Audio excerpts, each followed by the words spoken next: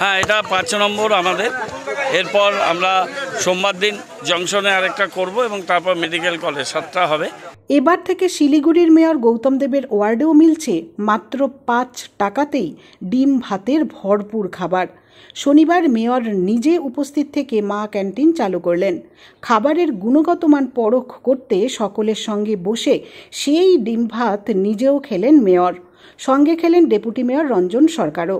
এছাড়া উপস্থিত ছিলেন পুর নিগমের চেয়ারম্যান প্রতুল চক্রবর্তী, মেয়র পরিষদ দুলাল দত্ত সহ অন্যান্যরা। মূলত গরিব মানুষদের মুখে পুষ্টিকর খাবার তুলে দিতে রাজ্য সরকারের এই উদ্যোগ। সেলফ হেল্প গ্রুপের মহিলারা মা ক্যান্টিন চালাচ্ছেন। শনিবার শিলিগুড়ি পুর নিগমের 33 নম্বর ওয়ার্ডের গেট বাজারে নতুন আরেকটি মা ক্যান্টিন চালু করলেন মেয়র গৌতম দেব। নিজের হাতেই মানুষদের হাতে 5 টাকার বিনিময়ে খাবার তুলে দিলেন মেয়র তথা 33 নম্বর ওয়ার্ডের কাউন্সিলর গৌতম দেব। গৌতম দেব বলেন, আগেও কয়েকটি জায়গায় এই মা ক্যান্টিন চালু করা হয়েছে, এদিনও আরেকটি চালু করা হলো।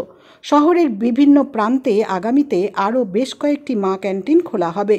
তবে কিছু সমস্যার জন্য শিলিগুড়িতে একটি মা ক্যান্টিন বন্ধ হয়ে গিয়েছে। সে ব্যাপারে মেয়র বলেন, কিছু সমস্যার জন্য সেটি বন্ধ হয়ে গিয়েছিল, সমস্যা মিটে গিয়েছে। তিনি জানান, এই মা ক্যান্টিনের মধ্য দিয়ে গরিব মানুষদের মুখে 5 টাকার বিনিময়ে খাবার তুলে দিতে উদ্যোগী হয়েছে রাজ্য সরকার। আগামীতে আরও মা ক্যান্টিন খোলা হবে, যাতে কোনো মানুষকে অনাহারে থাকতে না হয়। হ্যাঁ, এটা 5 নম্বর আমাদের। এরপর আমরা সোমবার দিন জংশনে আরেকটা করব এবং তারপর মেডিকেল কলেজ 7টা হবে। আমাদের 4,82,000 মতো প্লেট আমরা এটা ফেব্রুয়ারি 2021-এ 18 নম্বর ওয়ার্ড দিয়ে আমাদের চালু হয়েছিল। আজকে এখানে চালু হচ্ছে মা ক্যান্টিন।